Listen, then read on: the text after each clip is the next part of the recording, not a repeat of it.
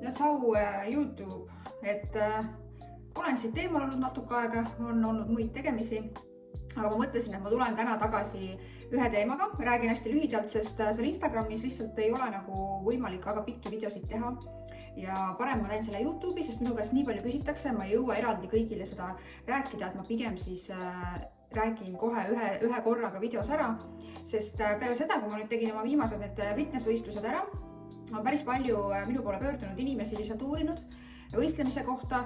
Mul on mõned enda kliendid, kes on huvi üles näidanud selle kohta ja ma mõtlesin, et ma teen täna video sellest, et millega arvestada, kui sa tahad võistelda bikini fitnessis või fitmodelis.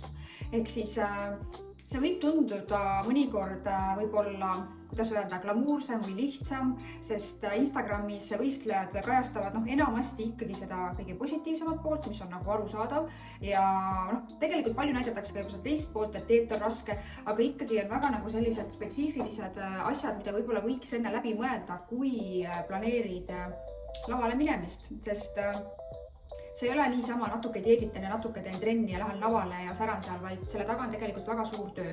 Kuna ma olen ise teinud läbi 3 võistlusdieeti, 3 korda laval käinud või ma olen laval käinud rohkem, võistlusinud võib-olla rohkem ühe hooajal, aga just see, et mul mingi aimdus sellest on ja võib-olla saangi jagada lühidalt oma kogemust, aga üleüldse seda, et mida tähendab üldse sinu elustiilis see, kui sa hakkad valmistuma fitness võistlusteks. See on tegelikult peab olema elustiil. Et kui sa nüüd vaatad oma elu ja kui see on väga kaootiline, kui see on väga keeruline ja sa ei armasta väga trenni teha ja sa ei suuda väga tervislikult toituda või sa ei taha väga tervislikult toituda või mis iganes põhjustel, siis sa pead nagu mõtlema, et kas see on sulle. Et see võib tunduda need hetked, mis sa näed, kui see võistleja on laval, ta on ilus, ta särab, ta on seal väga heas vormis, et laval ei ole see vorm ka enam nagu nii selline, kuidas öelda, liiga võib-olla ekstreemne, et seal tuleb see lihas ilusti välja, grimm on peal, lihased on toidetud, täidetud, et tundub, et justkui midagi nagu ei ole, et mis ära ei ole, lähen siis proovin ka. Aga tegelikult see nõuab ikkagi elustiilis päris palju muutusi, juhul kui see ei ole olnud sinu elustiili osa, just selline nagu tervislik toitumine, regulaarne treening. Ja nendel võib-olla on veits kergem seda läbi teha, kes juba on teinud pikemat aega trenni, kellel on mingi põhi all, kellele maitsevad lihtsalt tervislikud puhtad toidud, kes ei ihalda kogu aeg ainult magusat ja rämpsu ja kes nagu reaalselt suudavad olla ka pool aastat või aasta ilma alkoholita, ilma suhkruta. Et need on asjad muidugi, mida saab arendada. Ka mina mõtlesin kunagi, et minu üks põhjus, miks ma kunagi võistelda ei tahtnud, oli toitumine. Ma arvasin, et see on kõige keerulisem, ma arvasin, et see on kõige raskem. Mitte, et mul oleks olnud nii halva toitumisega ise, aga ma lihtsalt ei kujutanud ette, et ma pean nii toituma pool aastat jutti näiteks või et nagu hästi rangelt või kuidagi trackima, teha karpidesse kõike kaasa. Aga tegelikult see oligi juba peaaegu osa minu elustiilist, kui ma hakkasin võistlemisega tegelema. Aga väga palju oli mul ka ikkagi areneda, väga palju oli minu jaoks ka ikkagi sellist, kus ma pidin mugavustsoonist välja tulema. Väga palju oli neid kordi ja pigem võib-olla minu jaoks oligi see trenni osa keerulisem selles suhtes, et mulle meeldis trenni väga teha varem ka, aga lihtsalt dieedi lõpus on võib-olla kõige raskem see, et sul ongi energiat hästi vähe ja sa pead ikka minema oma trennid ära tegema, et see kohusetunne peab olema. Kui sul ei ole kohusetunnet, siis on ka väga raske, sellepärast et sa ei saa neid tulemusi siis, mis sa tahad. Igaüks tahab lavale minna ikkagi oma võimaliku parima vormiga, aga kui sa dieedi ajal ei kuula treenerit, teed palju oma loomingut või ei võta seda asja tõsiselt, kõik on ainult nii ja naa, et ma ei tea, ma midagi seal toitun, aga suva ma täna saan seda soksi, ma joon selle veini, mis see mulle ikka teeb, Et tavaliselt laval on väga hästi näha vormidest, kes oskab vaadata, saab väga hästi aru, on näha vormist, kas inimene on dieeti korralikult pidanud või mitte. On näha vormist, mis on olnud tema toidu kvaliteet, on näha vormist, kui palju ta seda lihasmassi oli all, kui palju ta lihasmassi on kaotanud. Et kõiki neid asju tegelikult on näha, et see on võistlus, see ei ole selline, kus iga suvaline tänavalt saab astuda, muidu see ei oleks võistlus. Et miski peab tegema selle spordiala raskeks, sinust saab sel hetkel sportlane, kui sa nagu ütled, et sa tahad minna lavale. Ja sportlane, me teame kõiki sportlasi, kes teevad tippsporti, võistlussporti, meeletu tööeetika, treeneri kuulamine, peab tegema väga palju mugavustsoonist väljas asju ja su elu ikkagi mingil määral keerleb selle ümber, on ju. Eks see oleneb spordialast ja kõigest ja on väga raskeid hetki, et kõigest sellest peab üle olema, sest kui sa ei ole üle, siis sa ei too seda tulemust ka. Mõtle selle peale, et miks sa üldse tahad võistelda? Miks? Kas sellepärast, et sa näed sotsiaalmeedias, kuidas kõik on ilusad, nii õnnelikud, nii vahvad ja toredad ja kuidas need vormid muutuvad kõigil ja sa tahad seda sama kogeda? Või sa tahad võistelda sellepärast, et sa tahad lõpuks ennast vormi saada, et sa tunned, et sa pole oma kehaga rahul ja sa näed seda ainukese ülekõrrena, et saada endale see ihaldatud vorm, et ju siis, kui ma lähen lavale, siis mul õnnestub kaalust alla võtta ja rasva põletada. Või sa tahad endale lihtsalt teha mingi challenge'i, sest trenn ja toitumine, tervislik toitumine niikuinii osa su elustiilis, sa tahad ennast proovile panna, sa tahad kunagi meenutada vanemas eas, mida ägedat sa teinud oled, et sa tahad kogeda seda spordiala, selle võlusid ja valusid, sa tahad testida ennast, kas sul on seda distsipliini, kas sa suudad areneda, kas sul on arenemisruumi ja sulle meeldib see spordiala, sa ei tee seda maha, sa ei tee maha inimesi, kellele meeldib tervislikult toituda ja regulaarselt trenni teha. Ja see on nagu koht, kus sa pead mõtlema, et miks, küsi endalt, miks sa tahad seda teha. Et see võib olla, see vastus võib olla nendest kõikidest asjadest mingi kombo kokku, mis on täiesti okei. Ongi okei, et sa tahad seda ühte päeva ka, kus sa tunned ennast erilise printsessina, et sa oled palju vaeva näinud, sa lähed lavale, kõik pööravad sulle tähelepanu, kõik kiidavad, oi kui tubli sa oled, sa oled nii imeline. Muidugi see on tore tunne, on ju, aga see ei tohiks olla nagu üks ainuke põhjus, miks teha kogu seda protsessi läbi. Ja võib-olla sa tahadki näha, et milleks su keha võimeline on, mis vormi sa suudad saavutada, et milline sa näed välja, kui sa oled väga nagu lean või selline madala rasvaprotsendiga ja lihaseline. Ja ongi siis kolmas asi ka see, et sa tahadki elus endale mingit väljakutset, sa tunned, et võib-olla elus on nagu mingi väike kikk puudu, sa tahad endale mingit hobi, sa tahad mingit väljundit, et sa tunned, et sa tahad ennast proovile panna, sest sa oled kuulnud palju lugusid, kuidas teised sportlased jagavad ka võistlejad, et kuidas see on nende mindseti arendanud toitumise trenni osas, kui palju nad on õppinud sellest. Väga palju ma kuulen igasugust negatiivset ka ja mina ausalt öeldes nagu ei ole nõus kõige selle negatiivsega. Kui keegi ütleb, et temal tekkisid toitumishäired sellest fitness võistlemisest või terviseprobleemid, siis asi ei ole ju ainult fitnessis tegelikult, et siin on mängus paljud muud asjad, sest fitness ei tekitanud neid terviseprobleeme, et võib-olla see approach ehk siis lähenemine dieedile, kuidas sa tegid dieeti, kuidas kõik see on, see võib-olla tekitas sinu kehale stressi ja naised üleüldiselt on kogu aeg stressis tegelikult. Ma ju töötan naistega, kes ei ole fitnessvõistlejad.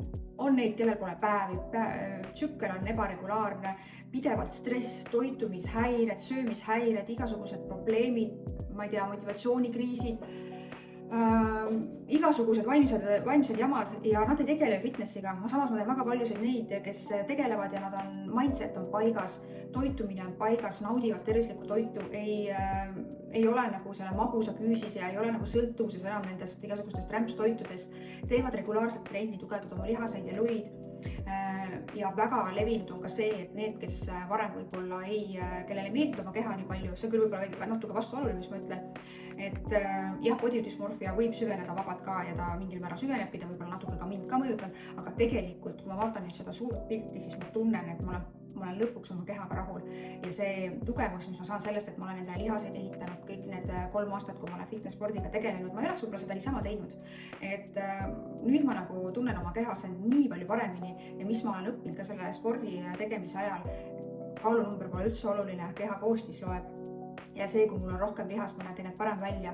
Ma kunagi arvasin, et minu ideaalkaal on 50 kilo. Reaalselt ma arvasin, ma unistasin sellest, ma olin mingi 55, kui saaks, sest ma olin nii lodev, ma tein lihastrenni, saaks 5 kilo alla, siis ma olen perfekt, on ju. Nüüd see 50 kilo on ju täiesti õudne minu jaoks, see on ju täiesti nagu, see on mu lavakaal põhimõtteliselt ja ilma lihasteta oleks see täiesti kohutav.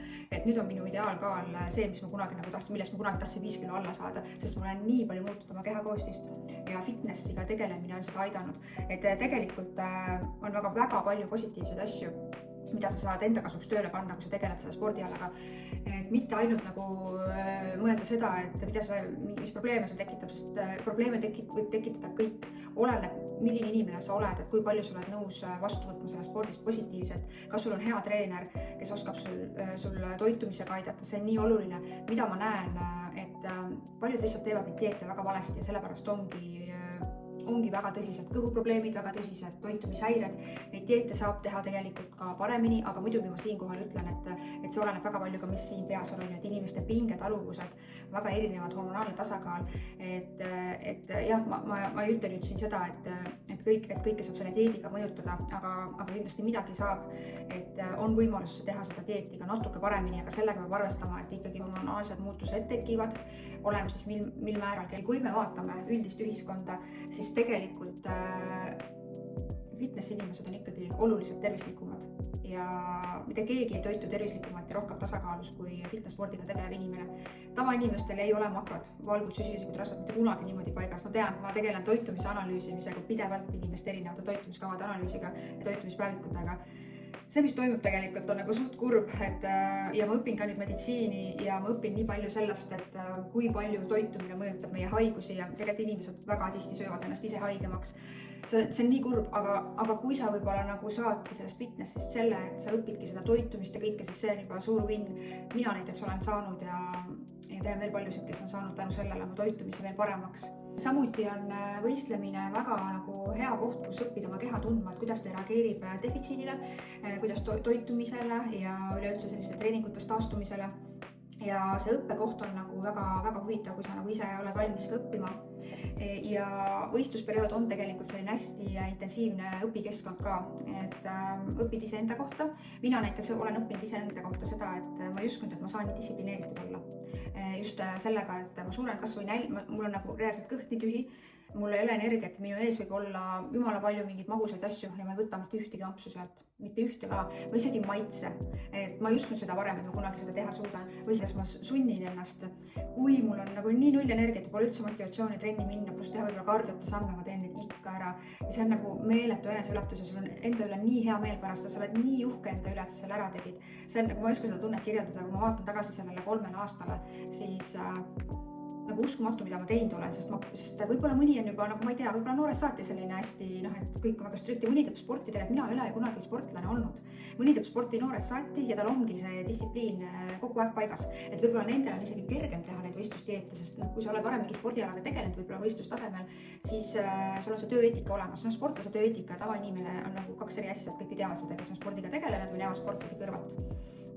Ja mina ei ole ju, mina olin kõige vähem sportlikum inimene üldse ja 2000-ndate alguses ma olin üldse lihtsalt laisk diivani kaunistus ja see, mis ma ikka siin vahepeal ära olen teinud, et ma arvan, et kehalise kasvatuse õpetaja, ma ei tea, kui pikali, kui ta näeb neid tulemusi, ma ei tea, kas ta muidugi on näinud, aga jah, et see on nagu äge asi selle spordiala juures. Sa pead arvestama sellega, et kui sa saavutad selle hästi kuiva rasvaprotsendi ja sulle meeldib see, siis sa ei saa seda aastaringselt ikkagi hoida. Päris lavavorm on ikkagi midagi muud kui see, millega sa aastaringselt ringi käid ja ei ole tervislik hoida naistel hästi madalat rasvaprotsenti. Ja sa võid olla hästi peenike sala, aga see ei tähenda, et sul oleks lihasmassi. Et laval peab olema, selleks kui sa lavale lähed, sul peab seda lihasmassiga olema, et muidu sa näed lihtsalt selline anorektiline seal välja. Et see ei ole võistlus, kes on kõige peenem, et see on võistlus ikkagi, kellel on kõige paremad lihasproportsioonid on ju. Et aastaringselt sa seda päris lavavormi, konkureerivat lavavormi ikkagi ei suuda hoida ja peagi hoidma ja ei tohigi hoida ja see polegi mõeldud hoidmiseks.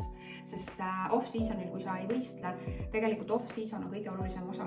Dieedi ajal hakkad seda rasva maha koorima ja siis sa enam lihast ei ehita. Et võib-olla inimestel on ka vale arusaam sellest, et kõik see muutus toimub dieedi ajal. Võistlusdieet on see koht, kus sa pead olema valmis oma vormiga lihaste mõttes ja siis hakkad maha koorima ja siis sa teed trenni, et hoida seda lihasmassi. See ei ole koht, kus sa hakkad kasvatama ja proportsioone kõike, et sa pead sellega arvestama, et sa pead võtma selle off off-season'i, kus sa ehitad massi, kus sa natuke võtad kaalus juurde ja sellepärast ei ole võimalik aastaliselt lavavormi hoida, sest kui sa seda teed, siis sa lihtsalt ei arene ja sa oled lihtsalt väike kriip seal laval.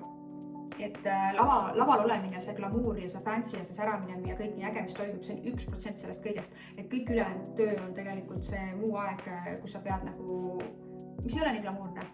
On päevi, kus on parem ja on halvemaid päevi, et see ongi raske. Et kõik muu on selline distsipliin, mingil määral ebamugavus, tööeetika, mida sa pead jälgima. Sa pead sellega ka arvestama. Motivatsioon ei vii sind lavale, vaid distsipliin ja rutiin viivad sind lavale. Et ongi need igapäevased asjad, mis sa teed selle nimel. Vahepeal on rohkem motivatsiooni, vahepeal on vähem, aga ka nendel päevadel, kui sul on 0 motivatsiooni, 0 energiat, kõht on tühi, ei taha mitte midagi teha, sa pead tegema kõik oma asjad ära. Kõik, on ju. Ei ole seda, et ütled treenerile, ma ei viitsi, ma ei suuda, mul oli see asi, mul oli teine asi, mul tulid isud, ma sain paki komme. No. Sa pead võtma seda asja tõsiselt. Jah, libastumisi võib olla, see on okei. See on inimlik, aga sellest peab kohe siis treenerile rääkima, treener teab seda arvestada. Ja see ongi see arenemise koht ka. Sul võibki juhtuda, et sa sööd paki komme dieedi ajal ära. Kas sellest juhtub midagi? Me ei tea. Aga see on koht, kus peab kindlasti õppima ja see on koht, kus ei tohi rohkem seda kindlasti teha. Inimestel on erinevad pingetaluvused. Ma näen seda enda peal, ma näen seda oma klientide peal. Mõni suudab rohkem kui teine ja nii lihtsalt on. Kuigi nad on võib-olla samas olukorras, samas seisus, aga mõni lihtsalt kuidagi talub rohkem. Nüüd mina selle 3 aastaga kindlasti olen pingetaluvust arendanud. Et see koht, kus saab areneda, et seda sa saadki teada siis, kui sa seda dieetiga teed. On inimesi, kes ei saagi sellega hakkama, see on väga okei, kõik ei peagi saama, see ei olegi kõigile mõeldud. Ja väga okei on ka see, kui sul jääbki dieet poolel näiteks või mis iganes, sest see on sinu elu lõpuks. Sa ei pea nagu mitte kellegile nagu midagi tõestama ja sa ei pea selle võlgu kellegile mitte midagi. See on sinu elu, sa teed nii lõpuks, kuidas sa ise tahad. Räägime natukene siis tervisest ka ja et kuidas siis tervisele mõjub. See on väga erinev. Siin ei saa nagu öelda, et kõigil on täpselt samamoodi kõik või minule ei ole see üldse mõjunud halvasti tervisele. See on nagu vastupidi. Mul on kõhutervis palju parem. Mul on üleüldse, mul ei lähe hormoonid niimoodi paigast ära nagu võib-olla mõnel. Mina teen ka oma dieeti hästi tasakaalustatud, sellepärast, et mul on endal toitumise baas väga hea, mul on väga hea treener olnud, ma luban endal taastuda ilusti, et ma kuidagi nagu olen saanud nagu väga heaks selle, mul ei ole toitumishäireid olnud või mul ei ole, et siis võib-olla selle võrra on ka kergem. Sa pead arvestama seda, et sa oled defitsiidis kindlasti, võib-olla dieedi alguses ei ole see nii raske, aga energiadefitsiit dieedi lõpus on väga raske tegelikult. Et sa lihtsalt sööd vähem, aga sa kulutad väga palju energiat, aga seda on vaja selleks, et saadagi see kuiv välimus, et lihasdefinitsioon tekib, siin pole mitte mingit muud võimalust. Hormonaalsed muutused võivad tekkida muidugi, et tsükkel kõigub, tsükkel jääb ära, stressihormoonid tõusevad, see taastub aeglasemalt. See on osa sellest, et rasvaprotsent on lihtsalt madal ja see jällegi on erinev inimestel. Mõnel on laval ka päevad, võib juhtuda nii. Mõnel jäävad need päevad natuke ennem ära ja siis tulevad pärast tagasi, kui normaalselt jälle sööma, hakkad rohkem sööma ja aktiivsus väheneb, Mõnel läheb võib-olla aastaid aega, et päevad tagasi saada, aga see on üldiselt noorte niimoodi, kellel pole veel võib-olla välja kujunenud nii väga see tsükkel. Et ütleme niimoodi, et sellises 35+ vanuses on nagu see vähemalt hea, et su keha nagu, mingid asjad on nagu välja kujunenud ja see taastumine on kindlasti nagu kergem. Seedimine võib minna aeglaseks, sellepärast, et sul on vähem toitainet, sul on vähem toitu, ehk see stress. Et tegelikult nagu üks asi ongi see toitumine ja teine asi tegelikult see stress ja pinge, et see väga palju mõjutab ka kõike. Et see on pingeline periood, et sa oled ärevil ikkagi ja rohkem stressihormoon on kõrgem ja tegelikult see juba mõjutab seedimist, mitte ainult see toitu. Kui sa nagu oled rohkem stressile, ärevusele kaldu, siis see võib muidugi trigerdada seda kõike, ja see kehakuvandid ja body dysmorphiat ja kõik ületreeningu risk ja et muidugi on riskid, aga kui ma nüüd vaatan kõiki neid riske, siis ma tean, kui palju on inimesi, kes ei tegele fitnesspordiga, neil kõik need asjad veel hullem. Kui nii võtta, siis ei saa, ongi, kogu aeg on nagu jama, ükskõik mida sa teed, tegelikult sa saad nagu kõike teha natuke paremini ka. Okei, siis finantsiline pool. Muidugi see on kallis spordiala, see ei ole, keegi maksa sulle selle eest, et sa teed seda, sa pead sellega arvestama ja väga raske on välja tuua mingi kindlad summasid, sest see nii oleneb, et kus sa võistled, kas sa teed mitu võistlust, kas ostad kasutatud need võistluskostüümid või uued tellid endale, meigid, soengud. Et kui sa teed ühe võistluse ainult Eestis näiteks, siis võib-olla seal on paari tuhandega saad ikkagi hakkama. Treeneri tasud ja kõik sellised asjad ka. Ja kui sa tahad seal veel lisaks mingeid, ongi võib-olla mingeid fotosessioone teha pärast, kui sul on see vorm ja ühesõnaga ikkagi paar tuhat eurot võiks nagu arvestada, kui sa tahad teha seda ilusalt, et sa oled võimalikult maksimaalselt ilusis ära. Et see ei ole koht, kus kindlasti ilu pealt kokku hoida. Ilu ja selline asi mängib ka seal väga palju rolli. Fitmodelis vaadatakse ka su kleiti ja monokiinit ja kõike. See peab sulle sobima, et tegelikult oleks väga hea, kui saaks teha custom made, et siis saab täpselt sinu muutude järgi teha. Ja kui sa tahad teha rohkem võistlusi, minna välismaale tõsisemalt sellega tegeleda, siis arvesta ikkagi nagu korralikude summadega. Pead arvestama ka sellega, kuidas sul on aega, milline töökoht sul on, milline su pereelu on, sest ikkagi trennid ja kardio ja kõik need võtavad aega. Et võib-olla alguses see ei ole nii, aga ütleme dieedi lõpus, kui oma rasvapõletust kiirendada ja kardio läheb suuremaks, sammud võib-olla tõusevad, et sul ajaliselt läheb ka kauem nende asjade tegemiseks.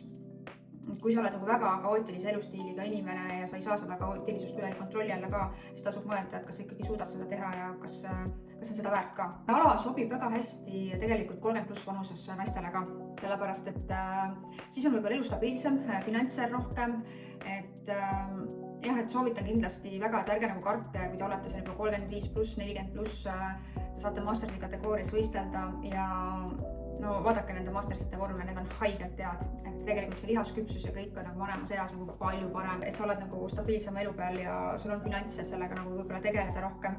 Kui sul on väga stressirohke periood nagu ülimalt, siis võib-olla tasub edasi lükata võistlemist või siis mõelda, et kas on hea aeg, et kui sul on mingi kool, 10 erinevat töökohta, ma ei tea, mingid asjad tulemas, mis iganes sa tead, on ju mingi suured üritused või mingid asjad, mis sa tead, kui sa tunned ennast, mis sind nagu ajab pingesse, siis see võistlemine võib seda nagu kõike süvendada, et nagu see peaks ikkagi su elustiili ära mahtuma nii, et sul on aega sellega tegeleda igapäevaselt, toitude preppimisega ja arvesta sellega ka, et su sotsiaalne elu võib kannatada, sellepärast et mingi hetk sa oled lihtsalt nii väsinud, sul on energiat vähe ja sa ei suuda lihtsalt minna igale poole välja, sa lihtsalt ütled ei ja sa validki selle asemel kodus olemise või sa pead valima väljaminemise asemel trenni minemise või kardio tegemise ja sa oledki dieedi lõpus nii väsinud, et sa ei jõua ka suhelda ja rääkida.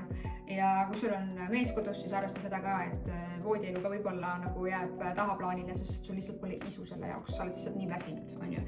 Et sellega peab arvestama, et sa teeks kõike muud peale selle, et voodis hullata, sest sul lihtsalt pole energiat. Ja eks see mõjutab ju sekshormoone ka, see defitsiidis olemine, et libido kindlasti ka nagu on võib-olla madalam, sellega nagu peab arvestama ja seda, kui sa nagu tahad võistlema hakata, siis räägi kindlasti oma elukaaslasega ka läbi, mis teda võib ees oodata. Tähendab, mis teda ees ei oota siis. Et kui su elukaaslane on selline, kes teeb maha tervislikku toitumist ja trenni tegemist ja ei suuda seda mõista, siis ja kui sa pead terve dieet taluma seda, kuidas keegi kas mõnitab või naerab kuidagi sinu mingite valikute üle, siis usu mind, sa ei suuda seda dieeti korralikult läbi teha, sest lihtsalt see tekitab nii palju stressi juurde ja kui lähedased ei toeta, siis see ala on väga raske.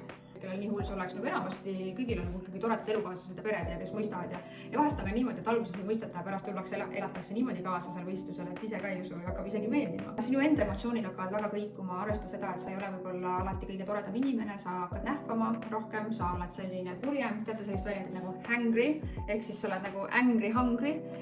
Et sellega peab ka arvestama, et vahest oled nagu kuri ja närviline.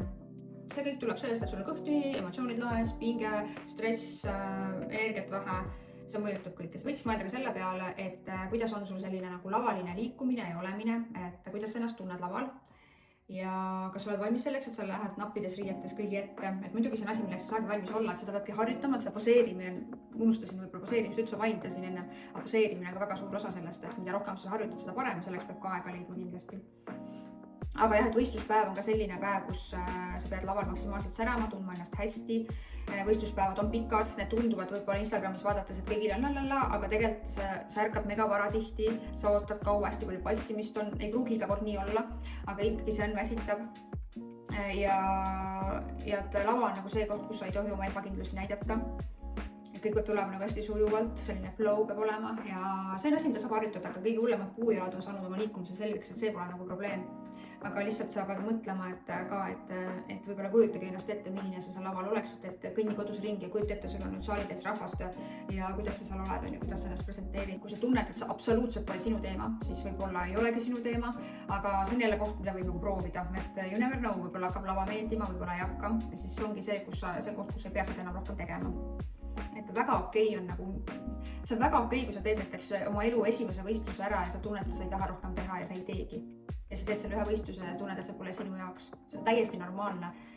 Et sul ei peagi kõik asjad nagu kohe meeldima hakkama ja mõnel on ka niimoodi, et ta esimesel korral tunneb, et see on tema teemaks, ta mingi ikkagi hiljem tahab uuesti proovida, siis ta proovib uuesti. Mõnest on saanud nagu mingi sarivõistleja, võib-olla ta alguses ei nautinud nii väga, siis on hakanud meeldima. Mõni võib-olla ei hakkagi väga nautima ja saabki lõpuks aru, et see pole tema teema ja siis ta jätab selle katki. Ja mõni tahab teha seda ju täiesti karjääri mõttes, et jõuda kuskile veel kaugemale, võib-olla profiliigasse.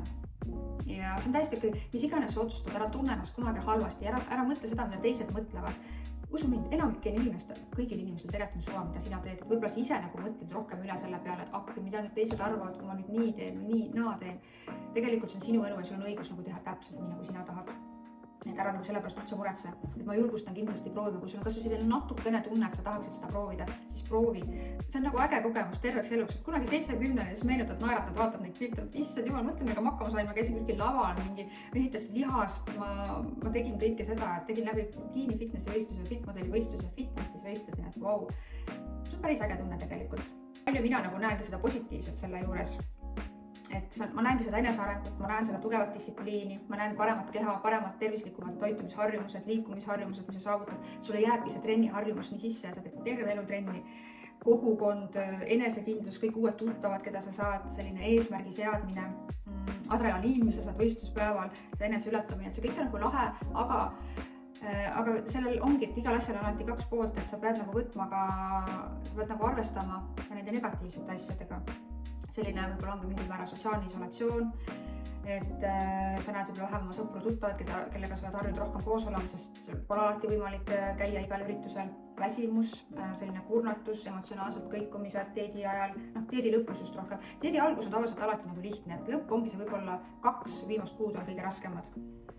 Ja siis on see kehakuvandi probleem on ju off-season, on-season, et mõnele meeldib hullult selline liinvorm ja mõnele ei meeldi. Näiteks mina olen see, kellele ei meeldi väga kuivvorm ja mina tunnen ennast väga ebakindlalt, kui ma olen seal väga nagu lame.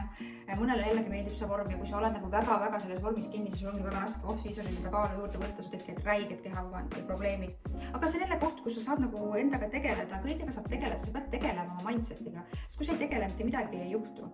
Et sa ei pea leppima nende probleemidega, mis sul on, et proovi nagu tegeleda, leida võimalused, kuidas nagu enda mindset paremini saada, mis iganes see on, toitumine, treening, whatever. Et ongi see binge eatingu risk on kindlasti olemas, et võib-olla seda on kogenud ka need, kellel varem seda olnud ei ole, aga dieedist välja nii, et sa ei söö ennast üle. Aga selleks jälle on hea, kui sul on hea tugi olemas ja sa juba dieedi ajal kuidagi valmistad ennast selleks ette. Ja jällegi seda dieeti saab teha ka nii, et toidajad, hormoonid ja kõik nii võimalikult tasakaalus, et nad ei oleks sul nii paigast ära. Need 2 hormooni, leptiin ja greliin on üks on see näljahormoon ja teine on see küllastussolda hormoon. Kui need on sul täiesti paigast ära, mis väga tihti dieedi ajal juhtub, siis sa peale võistlusi võid süüa nagu ämbritäie midagi ära ja sul ei saa ikka kõhtu täis, et sul nagu aju on nii fucked up. Ja ma saan sellest, kus mul endal ei ole kogemust, aga ma mõistan, miks see tekib, olles ise nüüd õppinud veel rohkem nagu ka võib-olla seda meditsiinilist poolt. Aga jällegi sul on vaja tuge. Kui sul on tuge, mina arvan alati seda, et kui inimesel on tugi olemas, siis on palju lihtsam kõikidest asjadest nagu läbi minna. Seega väga oluline valida endale hea treener, hea coach, kes reaalselt nagu tunneb huvi ka ja kellel on teadmised ja oskused, et sind aidata nii enne dieedi, enne võistlusdieeti, peale dieedi ajal, kõik sellised asjad, kes oskaks sulle nagu paika panna mingid asjad, mis nagu teevad natukenegi kõik selle kergemaks ja kuidagi tervislikumaks. Kui raske on öelda, et see mingi tervisesport on. Tervisesport, see kindlasti ei ole ükski tippsport jälle, aga seda saab teha tervislikumalt. Et ära, et kellele see ala sobib ja kellele see ei sobi, et see sobib kindlasti sellele inimesele, kes suudab nagu sellist järjepidevust endas arendada või kes tahab seda teha vähemalt, kes on distsiplineeritud, vähemalt tahab olla distsiplineeritud, tahab proovida ja neile, kes siis naudivad seda protsessi ka. Ma ütlen ausalt, mina olen see, kes naudib rohkem seda protsessi, kui seal laval olemist. Ma arvan, kõik juba teavad selle, kõik on sellest aru saanud. Reaalselt, mulle pole seda lava üldse vaja, mulle ei ole vaja seda glämmi ja kõike. Ma võiks teha täpselt selle sama progressi läbi minna mingi ala, suvaliselt seista seal laval, näidata mingid poosid ette, vaadake, mul on see proportsioon paigas ja ma olen kuiv. Mulle sobiks täpselt see, mulle see selline lilu seal selline, see ei ole minu teema, sellepärast ma rohkem ei võistle ka. Mingil määral see meeldib mulle, aga mitte, mulle meeldib see protsess, see bodybuildingu protsess rohkem, kus ma ehitan keha ja vaatan, milleks mu keha võimeline on ja kui liiniks ma muutun ja kõik see distsipliin mulle tohutult meeldib see progress. Ja sellepärast ma tegin ka seda 3 aastat ikkagi läbi ja see lavaline osa on jah üks pool, et ma pigem nagu eelistaks teistmoodi võib-olla teist väljundit sellele, aga see sport on selline, siis ta on selline, et mina ei saa sinna midagi teha, on ju. Ja kellele see ei sobi, kes tahavad kiiret tulemust, see ei ole koht, kus sa saad mingit kiiret tulemusi. Dieedid kestavad kaua, sa ei saa kuu aega lavavormi, ütlen sulle kohe ära. Siis see ei sobi neile, kes ei talu piiranguid või kes ei talu seda, kui keegi neile midagi ette ütleb, mida nad tegema peavad. Sa pead kuulama, mis treener ütleb ja tegema niimoodi, mitte nii, et ma ei tea, ma ei viitsi seda ja kas ma nii saan ja kas ma nii ja naa. Ei, sa pead tegema seda, mis on vaja ja that's it. muidugi mingi paindlikkus on see, selles suhtes võib-olla ma jätsin praegu väga konkreetse ja karmi mulje, aga ei mingid paindlikkus on ikka olemas, aga lihtsalt konkreetselt see, et sa pead ikkagi mingit teatud plaani jälgima väga pikka aega. Siis ei sobi kindlasti neile, kellel on väga-väga tõsised toitumishäired või kehakuvandi probleemid. Kui sul juba praegu need ikkagi väga hullud on, siis jah, on neid, keda võib-olla see natuke aitab välja tulla ja see võib kõik muutuda, aga pigem võib-olla mitte. See ei sobi sulle ka siis, kui sul on väga kaootiline ja pingeline elustiil ja kui sa ei saa oma päevarütmi kuidagi paika ja päeva planeeritud ja kui sa ei suuda kuidagi organiseerida oma asju ära, et siis ka ei sobi. Kui finantse ka ei ole, et siis on raske selle alaga lihtsalt tegeleda, aga võimalus on alati koguda ja alati leida mingi võimaluse. On võistlejaid, kellel pole mitte midagi olnud ja nad on kuidagi ikkagi leidnud võimalusi, et võistelda, teha kas või paar võistlust ära ja ikkagi väga ilusad välja näha, et küll saab ka, aga natuke on ikkagi vaja ka neid finantse. See ala on ilus ja tore, aga see nõuab väga palju, sellega peab arvestama. Seda peaks tegema kindlasti professionaalse treeneri käe all, et üksi ära hakka pusima ja et leia nagu endale usaldusväärne inimene. Ma ei tea, ma ei oskagi praegu rohkem rääkida, muidu läheb liiga pikaks ja teeme nii, et paneme mingid küsimused mulle sinna postituse kommentaariumisse. Ma saan neile äkki jooksvalt vastata või siis teen mingi uue video. Kindlasti jäi midagi välja, sest tule praegu kõik meelde, ega mul üldse mingid märkmed ka ees, aga mõtlen, ma võiks sellest rääkima jäädagi. Aga võib-olla mingid mõttekohad ma andsin teile ja kui teil on küsimusi, siis kirjutage mulle eraldi, ma üritan nagu vastata või pange küsimus postituse alles, teised näevad ka, sest äkki kellelgi on sama küsimus, siis ma saan kohe korraga mitmele inimesele nii-öelda ära vastata. Ja ma soovitan kindlasti, kui sa tunned, et su elus on see üks väike asi puudus, eks ole, just nagu fitness. Ära karda seda, see on äge, aga mõtle läbi oma taust ja kõik oma elu ja kui vaja, siis pea alati kellegiga nõu, kui sa oled endale valinud näiteks kellegi, kes võib su potentsiaalne treener olla, küsida, et mul on nii, mul on naa, et kas sa soovitad mul üldse võistelda. Treenerid üldiselt, kes on nagu kogenumad ja jagavad neid asja, oskavad nagu nõu anda selles osas. Kui keegi küsib, et kas mina ka coachin, siis ütleme nii, et ma hakkan selle peale vaikselt mõtlema, hakkangi seda tegema ka. Et võib-olla hakkangi coachima siis ja aitama siis kedagi lavale, aga kindlasti veel mitte praegu, ühesõnaga vaatab, ma ei tea veel. Et mis minuga on see, et ma olen kindlasti hästi konkreetne ja hästi selline nõudlik treener. Minust saab kindlasti hästi nõudlik ja konkreetne treener.